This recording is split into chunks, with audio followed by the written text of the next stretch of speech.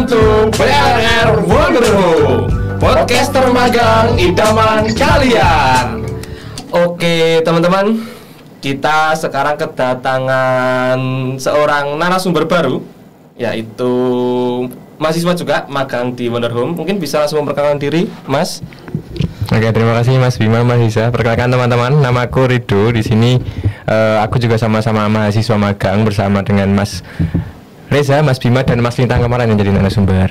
Oke, saya dengar ini Mas Rido mahasiswa PNF di UNJ, betul? Iya, betul Mas. Oke, PNF itu kalau yang pernah saya dengar nih Mas, PNF itu pendidikan non formal, ya kan?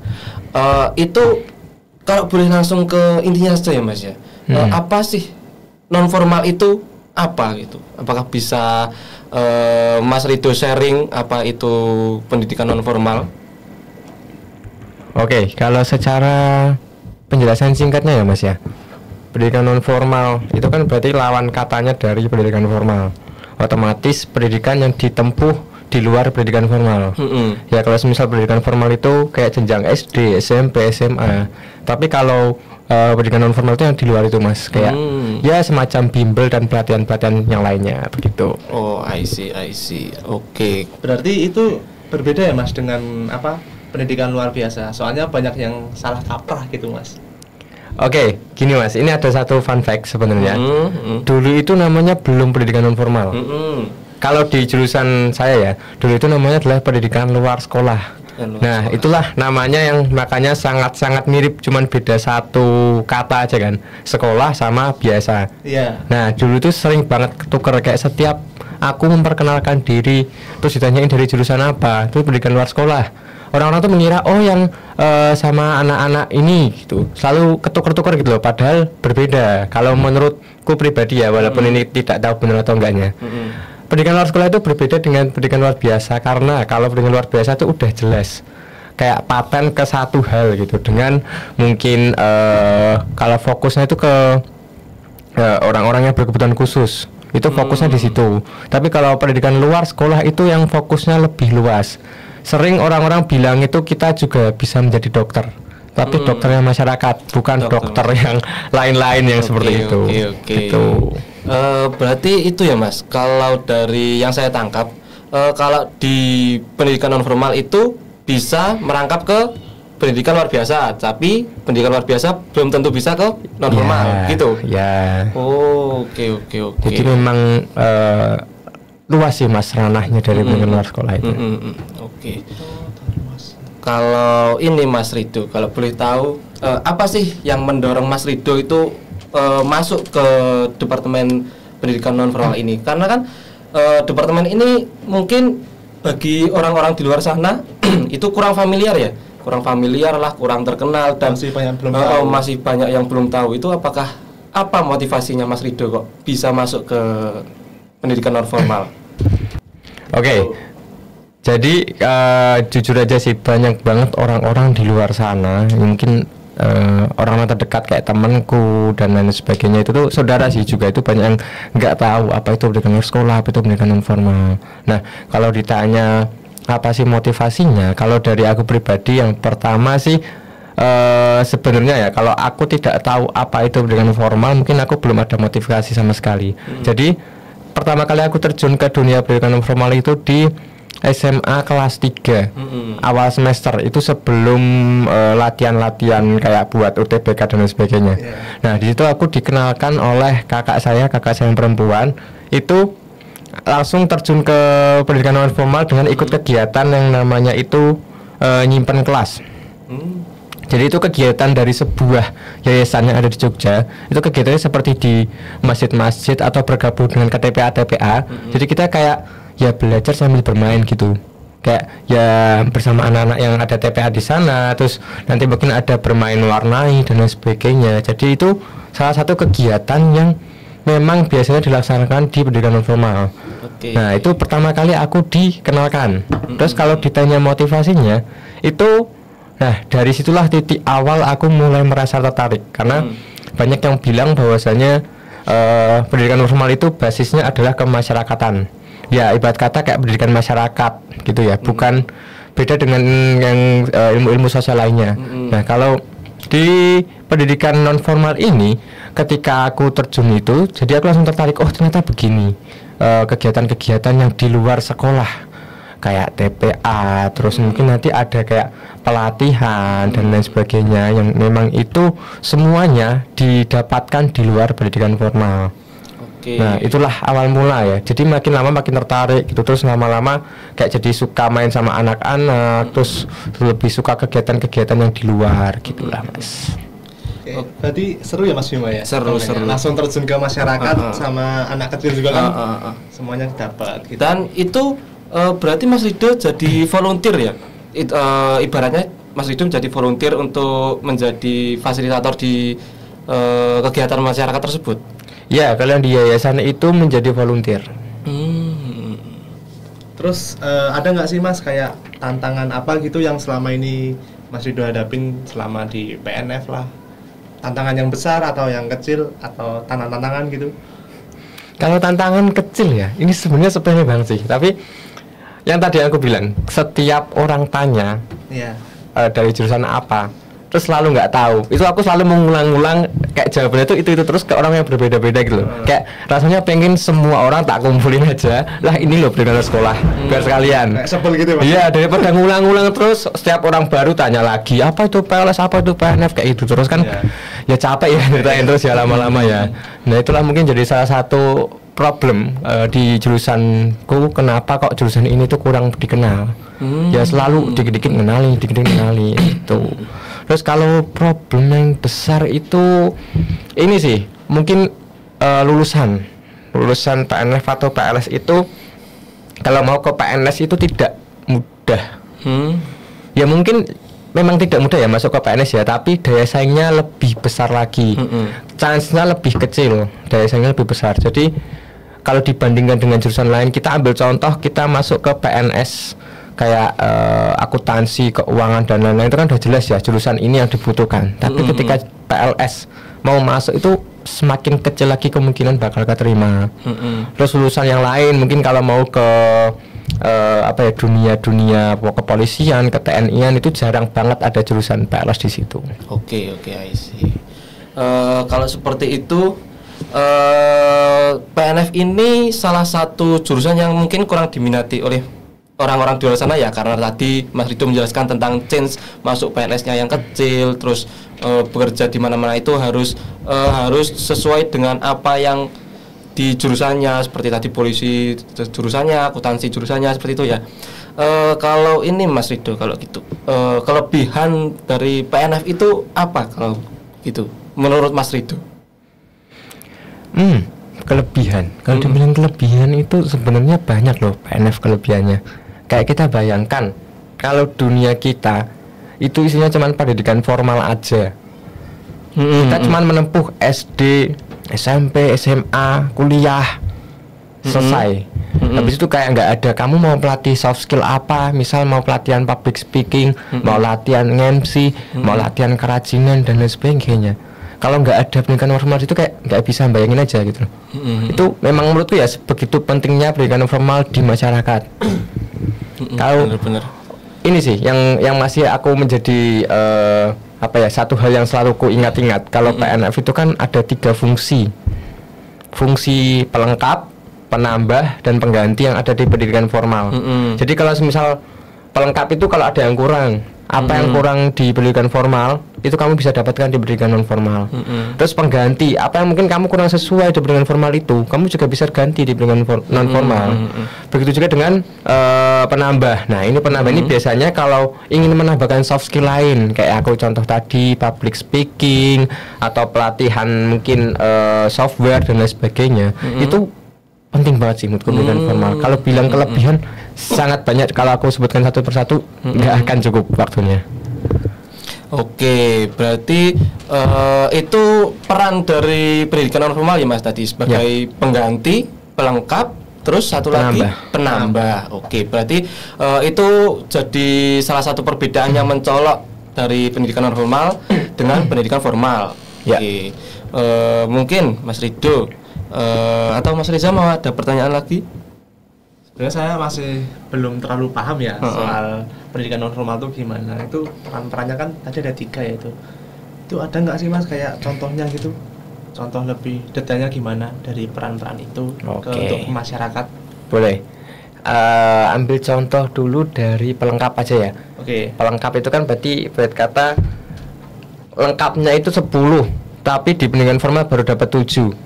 Nah, untuk pelengkapinya 3 itu kan diambil dari pendidikan non formal. Nah, kalau aku ambil contoh itu kayak bimbel, les. Biasanya orang-orang kan di sekolah itu udah dapat pelajaran matematika, udah dapat bahasa Indonesia, tapi banyak yang masih ikut bimbel kayak ya buat persiapan UN, persiapan UTBK, ujian-ujian lainnya itu pasti pada ikut bimbel kan. Nah, itu yang merasa masih kurang yang didapatkan di pendidikan formal itu bisa dapatnya di situ. Itu untuk pelengkap. Terus yang kedua untuk penambah. Nah, ini aku ambil contoh tadi kayak pelatihan-pelatihan, workshop, seminar dan lain sebagainya yang biasanya itu didapatkan ya di luar pendidikan formal. Kayak semisal kamu mungkin di sekolah itu yang diajarkan adalah yang basic-basicnya, yang mata pelajaran atau mata kuliah yang biasanya. Tapi kalau yang di pendidikan non formal itu yang lebih advance kayak soft skill.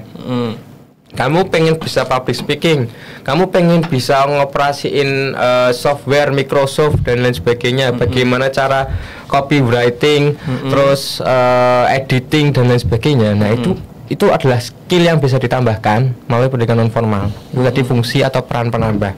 Terus yang ketiga adalah pengganti. Nah, ini yang mungkin banyak orang kalau di pendidikan formal itu kayak kurang pas. Misal biasanya kan di pendidikan formal tuh kamu kayak disuguhkan ini harus ngikut kan, bukan berdasarkan kebutuhan. Ibarat kata kurikulumnya yang diberikan ke siswa ya ini. Yang mata pelajaran dan mata kuliah semuanya itu wajib gitu loh. Kayak kamu nggak boleh nolak, aku nggak mau matematika deh, aku nggak mau bahasa Indonesia deh, nggak bisa. Kalau pendidikan formal kan harus semuanya diterima. Nah, kalau pendidikan non formal itu kamu berdasarkan kebutuhan gitu loh. Itu penggantimu. Kamu kalau mau menggantikan yang ini tidak perlu, bisa cari di pendidikan formal. Gitu. Misal kamu pengen fokus di belajar apa ya, bahasa Jawa misal. Bahasa Jawa itu kamu bisa pelatihan gimana sih kosakata dalam bahasa Jawa. Kan bahasa Jawa tuh macam banget itu. Ada kromo alus, ada ngoko alus, ngoko biasa dan lain sebagainya. Itu Mas. Berarti lumayan banyak ya Mas ya itu peran-perannya itu yang kalau dijabarin gitu. Itu kan secara umum ya Mas ya itu. Terus kalau kamu sendiri Mas Rido nih, ada nggak sih kayak pengalaman atau mungkin kontribusinya Mas Rido di PNF ini yang peran-perannya tadi itu ada nggak Mas? Kalau ada boleh dong kayak cerita sedikit aja. Sharing aja biar kita semua sama teman-teman di luar sana biar tahu. Contoh yang baru-baru ini aja deh Mas. Boleh. Di Wonder Home Library. Kita ada bimbel untuk les gratis terutama kepada anak-anak yang kurang mampu. Kalau kita nyebutnya anak-anak marginal, itu mereka yang mungkin ya tadi itu dari 3 peran. Tapi biasanya yang belum didapatkan adalah pelengkapnya ya. Pelengkapnya mereka kayak kurang belajar di sekolah formal tuh, mereka bisa belajar di sini. Kadang mereka malah lebih tertarik belajar di sini karena konsepnya itu nggak menegangkan, have fun. Kita bisa bermain di sini. Walaupun namanya Wonder Home Library ya perpustakaan, tapi ada kok wahana bermain, ada mainan buat anak-anak. Jadi dibilang orang tuh pasti selalu ada komposisinya gitu loh. Belajar dan bermain itu ada komposisinya. Tapi kalau di pendidikan formal kan kita waktu bermainnya hanya di waktu istirahat kan ya Mas ya. Nah, itu sisanya ya udah kita full belajar. Itu salah satu contoh yang aku lakukan itu ada di Wonder Home Library. Terus ada juga contoh yang ngisi materi aja deh. Yang belum lama ini di sebuah organisasi disuruh minta ngisi materi tentang leadership. Nah, itu salah satu contoh juga Mas. Tentang leadership itu berarti bentuknya pelatihan. Orang yang mau fokus untuk mendapatkan soft skill atau skill leadership. Nah, setelah belum lama ini aku diminta untuk mengisi materi di sana. Gitu. Oke, gitu ya Mas Rido. Terus kalau boleh tahu nih, mahasiswa PNF tuh kalau kuliah itu belajarnya apa sih? Kan nanti bakalan terjun ke masyarakat nih, dan masyarakat kan pasti punya karakternya masing-masing. Nah, kalau mahasiswa PNF nih belajarnya itu lebih ke arah mana sih? Atau belajar apa aja di perkuliahan? Mungkin aku menjelaskan per ranahnya dulu aja ya. Ranahnya PNF itu kan semua itu mengacu untuk membentuk sebuah mata kuliah yang harus ditempuh oleh mahasiswa. Mungkin ini yang pertama adalah pemberdayaan masyarakat. Jadi pemberdayaan masyarakat ya sesuai namanya, kita memberdayakan masyarakat gitu. Dan yang selama di bangku perkuliahan tuh yang kita dapatkan, yang kita tempuh itu ya ada yang namanya kuliah teori dulu. Teori dulu ini ya mungkin selama semester 1 sampai semester 5 itu mahasiswa diberikan materi, diberikan teori sebelum terjun ke lapangan. Jadi kayak pemberdayaan masyarakat itu ada tahapannya. Yang pertama asesmen dulu sampai pada akhirnya dievaluasi. Semua itu ada tahapannya. Itu untuk ranah yang pertama. Untuk ranah yang kedua adalah pemberdayaan keluarga atau pendidikan keluarga. Nah ini orang-orang biasanya menyebut adalah pendidikan informal. Informal itu yang lingkupnya dari lingkup terkecil yaitu keluarga. Jadi bagaimana sih caranya biar ketika anak itu mungkin ya ingin memasuki ke jenjang sekolah, itu dia atau mereka itu sudah memiliki bibit yang lebih unggul karena sudah diajarkan di pendidikan keluarga atau pendidikan keluarga sebagai bekal gitu. Iya benar banget, karena kadang kan mungkin ya yang sangat ditakutkan atau mungkin sangat dialami saat ini kan orang tuanya itu ninggalin anaknya kerja keluar sana, anaknya ya di rumah. Kalau nggak belajar ya cuman main, nggak ngapa-ngapain gitu kan. Nah, itulah pentingnya adanya pendidikan keluarga biar si anak itu bisa belajar di rumah juga gitu. Terus yang ketiga adalah pendidikan dan pelatihan. Nah, ini yang aku bilang tadi, salah satunya ada pelatihan, ada educational training di sana, pendidikan dan pelatihan. Diklat lah sebutannya, kan ada balainya sendiri tuh. Dekat sini di Sleman ada balai diklat. Gitu. Terus yang keempat pekerjaan sosial. Ini pekerjaan sosial yang paling mirip sama pendidikan luar biasa. Kita mungkin ya kalau pendidikan luar biasa kan fokusnya cuman di anak-anak marginal, anak-anak berkebutuhan khusus. Kalau pekerjaan sosial tidak hanya itu.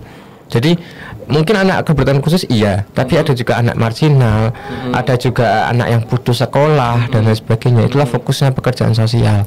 Jadi kita ada sebagai pekerja sosial untuk ya di masyarakat itu untuk membantu mereka apa yang mereka butuhkan, apa yang belum mereka dapatkan gitu. Terus yang terakhir adalah wisata edukasi. Nah, wisata edukasi ini kalau dari aku pribadi ya jujur ini agak unik. Piknik berarti. Iya, bukan mas sebenarnya sih.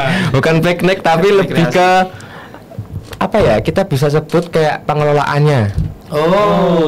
Pengelolaan dari wisata tersebut. Iya, kayak ya mungkin banyak banget kan sekarang di DIY terutama di Sleman ada desa-desa wisata. Ya itulah pentingnya adanya wisata edukasi gitu. Jadi wisata edukasi ini bukan berarti kita kuliah kepariwisataan, bukan, itu beda lagi. Jadi kita lebih ke basicnya itu tetap ada pemberdayaannya di sana. Gitu. Jadi mata kuliahnya itu intinya dari semester 1 semester 5 itu hampir 100% teori. Terus di semester 6 dan 7 itu baru praktek terjun ke masyarakat. Gitu. Terlalu luas banget berarti PNS. Iya. Dan itu setiap ranah-ranahnya itu bisa saling berhubungan ya. Bisa. Tadi antara diklat dengan peksos kan juga mungkin bisa saling berhubungan. Terus ada wisata edukasi seperti itu mungkin.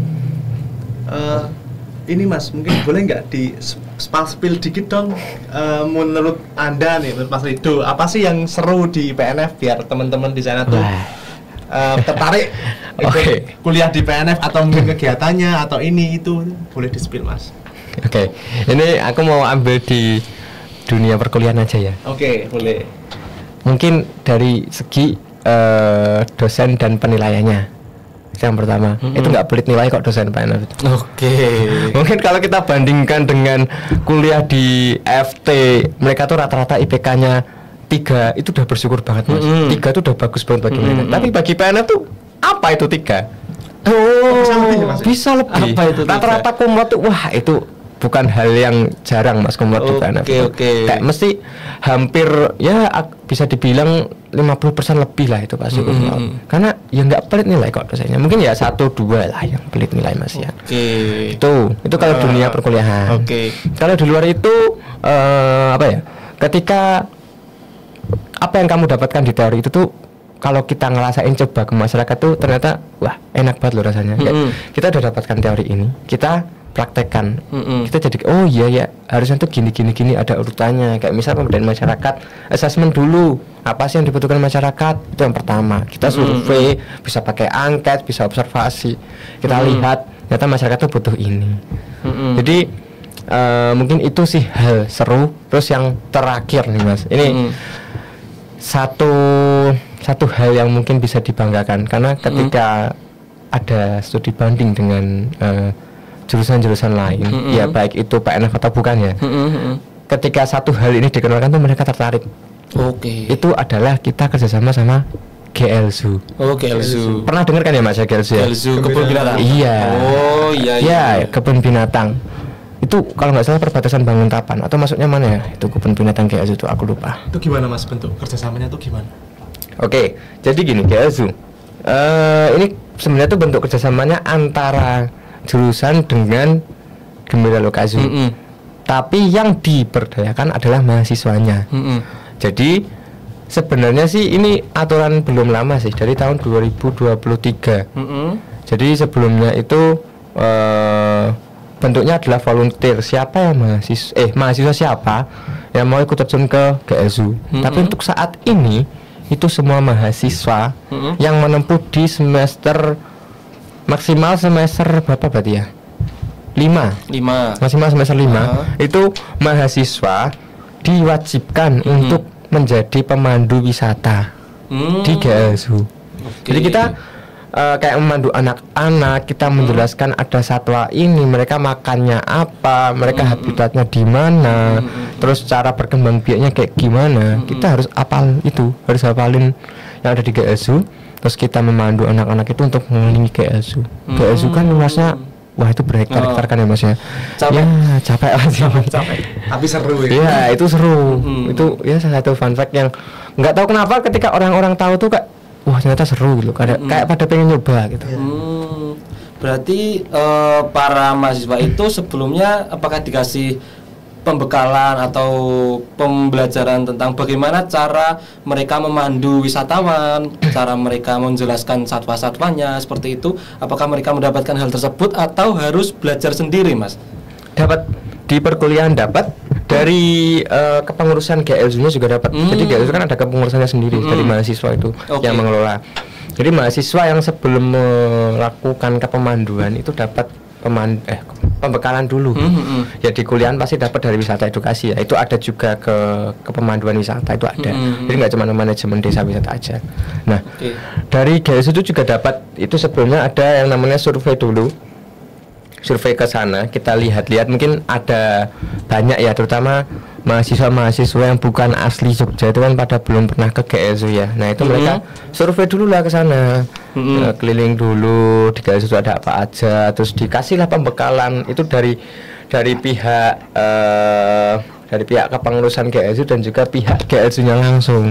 Mereka diberi pembekalan harus begini, hal-hal yang paling sepele itu kayak kita harus tersenyum kepada anak-anak.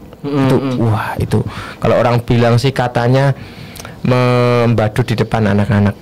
Karena kita nggak boleh masang raim besengut ya mungkin kita baru bad mood gitu ya. Bad mood itu sering banget kan. Ya, kita harus bisa menjaga itu di depan anak-anak. Kita nggak boleh tiba-tiba marahin anak-anak, ya nggak bisa. Nah, topengnya harus tebal gitu. Iya, itu berlapis-lapis itu. Apalagi untuk ciwi-ciwi yang mungkin lagi periodenya itu kan pasti sering banget bad mood. Ada hal kecil langsung apa sih gitu kan. Pengen belah dunia. Wah, itu berarti ada trainingnya ya untuk mengantisipasi tersebut. Berarti bermanfaat juga kalau untuk yang punya pacar itu mungkin.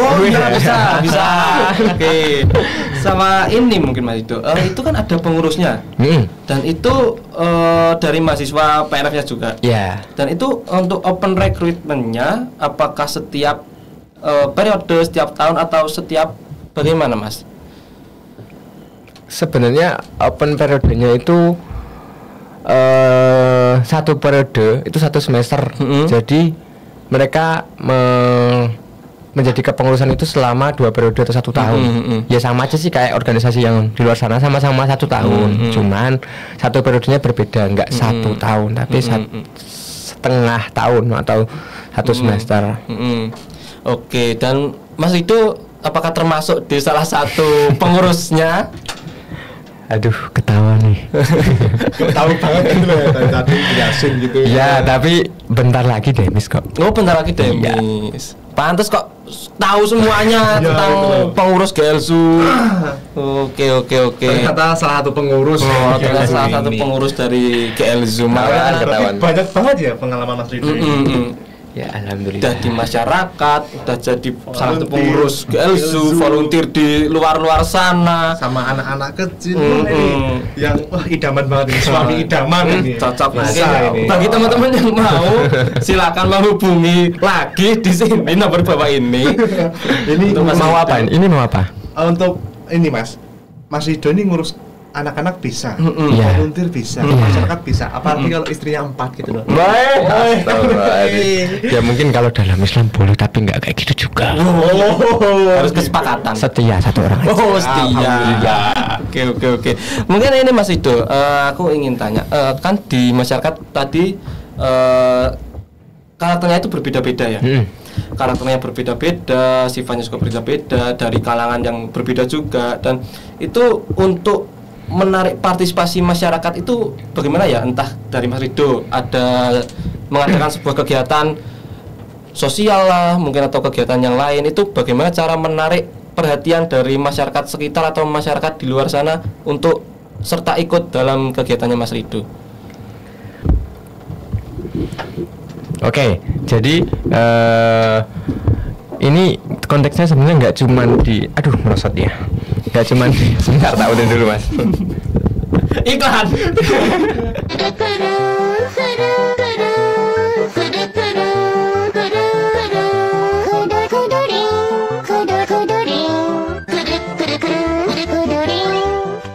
Oke, jadi ini sebenarnya nggak cuma di menarik perhatian masyarakat konteksnya, tapi di semua konteks ketika kita menjalinkan interaksi dengan orang-orang itu yang paling penting adalah first impressionnya. Bagaimana cara kita menampilkan diri kita tuh menjadi orang yang dipercaya, menjadi orang yang hebat gitulah kalau first impressionnya. Jadi masyarakat itu akan tertarik, akan berminat kalau kita punya first impression yang bagus. Jadi ketika yang pertama tadi yang aku bilang kan tahapannya adalah assessment ya. Assessment, benar. Nah, ketika kita assessment di masyarakat itu kita jangan cuman formalitas saja. Jadi kita benar-benar ya kalau bisa menarik perhatian, titik awalnya tuh di situ. Oke. Kita pendekatan dulu, karena orang-orang tuh ada pendekatan yang berbeda-beda kan ya. Ada yang masyarakat yang tiba-tiba di SKSD nggak mau. Kita harus dengan pendekatan yang lain, mungkin nggak dirayu lah, dimanja dan lain sebagainya lah, atau mungkin dengan bercandaan. Itu kan banyak tuh orang-orang yang suka ada pendekatan tuh melalui bercandaan itu bisa, atau melalui dengan ngobrol, atau melalui dengan apa ya? Ya banyak lah pendekatan-pendekatan orang kan beda-beda gitu loh. Nah itu kuncinya tuh di situ. Nah terus yang kedua adalah ketika kamu udah mendapatkan first impression yang bagus dari masyarakat, gimana caranya kita bisa membuat program dalam pemberdayaan masyarakat itu yang benar-benar mereka butuhkan. Bukan cuman butuhkan aja, tapi mereka butuhkan dan inginkan. Jadi antara butuh dan ingin atau mau itu kan satu hal yang kalau cuma salah satunya agak kurang ya. Mungkin ada mahasiswa, ada masyarakat yang mereka butuh ini, tapi mereka nggak mau sebenarnya. Mereka nggak mau ngelakuin. Jadi mereka mungkin nggak akan datang di program itu. Begitu juga sebaliknya, mereka mau tapi mereka nggak butuh. Ya itu mungkin hanya untuk hasrat keinginannya mereka aja gitu loh. Jadi makanya harus butuh dan harus ingin. Biar program itu benar-benar kalau bisa dibilang itu sesuai dengan tujuan gitu. Nah itulah salah satu mungkin basicnya aja dulu lah ya, gimana cara kita menarik perhatian masyarakat yang bisa dibilang ya memang susah. Harus ada pendekatan-pendekatan sendiri. Berarti asesmen itu sangat-sangat penting ya untuk memulai sebuah kegiatan. Apalagi kan untuk melakukan sebuah kegiatan itu tidak bisa seenaknya kita sendiri. Kita harus sesuai dengan tadi yang dijelaskan itu, keinginan dan kemauan masyarakat. Karena kalau tidak ada kedua hal tersebut pasti tidak akan jalan dan tidak ada partisipasi dari masyarakat. Benar banget. Dan berarti pendidikan non formal ini sudah cukup mengakomodasi kebutuhan masyarakat maupun individu di luar sana yang masih dalam tanda kutip kekurangan ilmu dan kekurangan mungkin basic untuk bekerja dan kehidupan sehari-hari, begitu ya Mas Ridho? Kalau tepat penerapannya insya Allah sudah. Oke. Mungkin kalau dari saya sudah cukup memberikan informasi yang luas sekali tentang pendidikan non formal. Bentar Mas, saya satu lagi Mas. Oke, Ada mungkin Mas Reza. Itu mungkin ini Mas, agak sensitif ya Mas. Iya, nggak apa-apa. Menurut Mas Ridho, pendidikan non formal tuh cukup mendapat perhatian nggak sih dari pemerintah ataupun masyarakat? Ini cukup sensitif Mas, tapi Oke. silakan dijawab. Ayo. Oke, benar. Kayak gini ya. Sebenarnya kalau dibilang perhatian khusus itu agak kurang nih. Sebenarnya ada sendiri lembaga kepemerintahan punyanya Kemendikbud itu juga sudah ada pendidikan non formal di situ. Tapi lembaganya non formal itu kan bukan sekolah kayak SD, SMP, SMA. Itu kayak PKBM, kayak TBM, terus SKB, bimbel dan lain sebagainya, atau mungkin yayasan dan lain sebagainya. Itu tuh banyak yang masih belum dalam naungannya pemerintah. Kalau di kepemerintahan itu sudah jelas ya, terutama yang negeri. Itu pasti sudah dinaungi pemerintah, ada dana bosnya dan lain sebagainya. Tapi banyak banget nih lembaga non formal yang belum dinaungi atau disupport gitu. Terutama yang masih merintis dari kecil. Ya mungkin mereka itu ada satu lembaga non formal mungkin kayak PKBM, mereka itu hanya dinaungi yayasannya sendiri. Mereka nggak dapat support dana dari pemerintah, tapi malah dapatnya dari masyarakat langsung, dari warga belajarnya, Mungkin ada atau investor dari juga. iya ada investor juga, donatur dan lain sebagainya. Itu kurangnya sih di situ ya, kalau bisa dibilang perhatian khusus dari pemerintah. Mungkin kalau kita tanya salah satu pejabat aja deh yang terkenal siapapun itu, tanyain aja tahu nggak pendidikan formal atau pendidikan luar sekolah. Mungkin nggak semuanya bakalan tahu. Masih ada pejabat yang belum tahu. Apa itu PNF? Iya. Pasti PNF. Berarti para pejabat itu harus menonton video ini. Bener banget. Yang akan tayang ini. Oke, bagi semua pejabat semua aja dong pejabat. Sule kan Mas maksudnya? Iya, Sule. Oke. Tadi sangat memprihatinkan ya kondisi dari PNF ini. Padahal kan PNF itu memberikan banyak dampak yang bagus buat orang-orang yang mungkin kurang di pendidikan formal gitu kan. Pejabat. Mungkin dari Mas Bima tadi cukup ya, dari saya juga udah cukup banget informasi dari Mas Ridho yang diberikan untuk kita berdua ataupun untuk teman-teman di luar sana maupun pejabat juga. Semua orang lah, semua penonton lah ya. Penonton semuanya. Semua orang. Oke, mungkin ini closing statement dari kita. Monggo Mas Bima. Mungkin ini closing statement dari Mas Ridho maksudnya. Mungkin kami yang bertanya gitu. Tapi nggak apa-apa loh kalau Mas Bima mau ngasih. Enggak, tadi saya. Mas tidak begitu kerja. Oke, tidak begitu kerja. Oke. Mungkin ini Mas Ridho. Apa sih harapan Mas Ridho untuk pendidikan non formal ke depannya, atau mungkin harapan apa yang ingin didapatkan Mas Ridho? Intinya harapan tentang pendidikan non formal ke depannya itu seperti apa Mas Ridho? Oke. Ini sih. Setiap orang kan punya harapan kan Mas? Iya. Itu harapan dari Mas Ridho itu untuk pendidikan non formal itu apa? Oke. Aku mau dan itu harapan ini Mas aku Ridho. boleh bilang harapannya. Ya Allah. Ngomong ternyata. Kan Masih mikir. Maksudnya kan memperjelas pertanyaan lagi. Itu harapan untuk harapan untuk PNF loh, bukan untuk yang tadi loh. Aku mau ngasih juga tadi banyak itu. Oke, enggak apa-apa. Yang penting muka saya nanti sensor ya. Editor. Sudah boleh belum, aku Mas, berbicara? Oke. Mau silakan. Harapan yang pertama, saya ulangin Mas itu tadi pertanyaannya kan siapa tahu Ridho tolong editor tolong. Siapa tahu Mas Ridho udah lupa nih, harapan apa sih yang ada di Mas Ridho? Masih inget kok Mas. Masih ingat. Ayo Mas Ridho. Editor tolong mic-nya itu di mute dulu Mas, aku yang ngomong dulu. Sudah ya? Oke. Jadi harapan Cukup loh Mas Reza ya. Jangan dipotong-potong lagi. Mas Ridho mau ngomong jangan ya Mas Bima juga. Ayo ngomong Ridho. Oke, nanti pasti sama editornya di-cut ini. Jangan di-cut dong. Oke. Kan kasihan juga kalau Sudah Mas, sudah. Kasihan ini nanti editornya durasinya lama. Ya enggak, Bang. Udah lah Bang. Jadi harapan yang pertama itu dari lingkup terkecil dulu, dari jurusan ini, jurusan pendidikan non formal itu diperbaiki dulu struktur kependidikannya. Oke. Karena di setiap universitas itu beda-beda. Di anaknya Pak Enef yang aku bilang tadi hanya di UNJ Mas. Kayak ada pendidikan pemberdayaan masyarakat sampai wisata edukasi itu cuma di UNJ. Oke. Di lain-lain masih beda. Ada yang namanya ini itu dan lain sebagainya. Terus ada juga yang namanya pendidikan masyarakat. Jadi awalnya itu dari pendidikan luar sekolah itu berpecah menjadi dua. Dipilihlah dua opsi itu. Pendidikan masyarakat atau pendidikan non formal. Gitu. Nah, makanya diperbaiki dulu struktur kependidikannya, jadikan satu visi. Ini mau dibawa kemana? Oke. Mau dibawa kemana dengan struktur yang seperti apa, dengan kurikulum yang seperti apa? Karena masih ya bisa dibilang amburadul ya, sorry banget, itu masih terlalu abstrak untuk dipelajari. Karena dari 5 ranah yang aku bilang tadi, itu semuanya kan tadi saling berkesinambungan. Bahkan cukup menurutku ya cukup satu pemberdayaan masyarakat itu udah cukup. Oke. Berarti pemberdayaan masyarakat itu sudah mencakup dari kelima. Iya, semuanya itu udah kecakup. Oke. Pendidikan pelatihan itu pasti memberdayakan masyarakat toh. Bener. Iya kan? Ya, kayak gitulah contohnya. Nah, harapannya itu tuh diperbaiki dulu. Itu harapan yang pertama. Semoga struktur kita diperbaiki menjadi lebih jelas.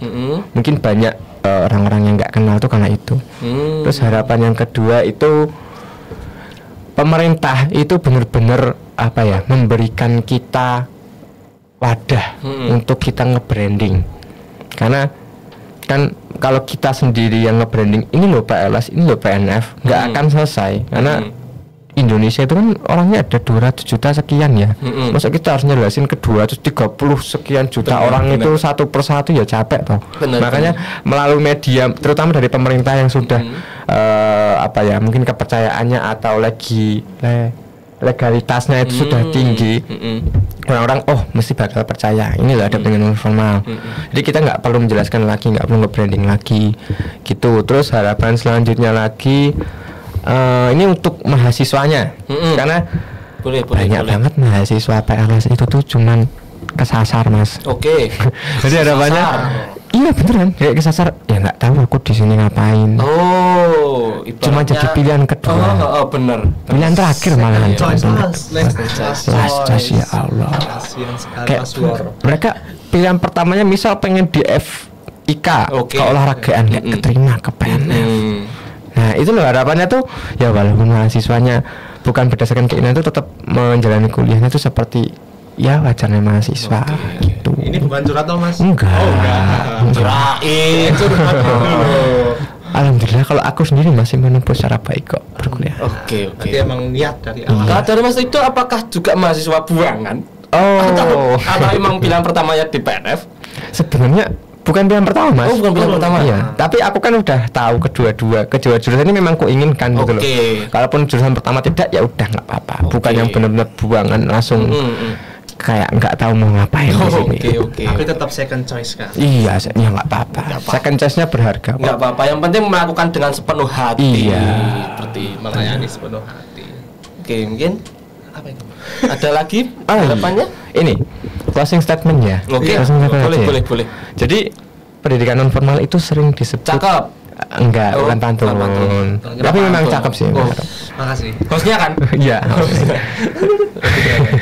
Oke, bisa dilanjut Pak itu. Jadi pendidikan non formal itu sering disebut dengan tadi ada yang dokter masyarakat, ada yang pendidikan sepanjang hayat, lifelong education. Jadi kamu sampai kapanpun tuh masih bisa menempuh pendidikan, masih bisa belajar.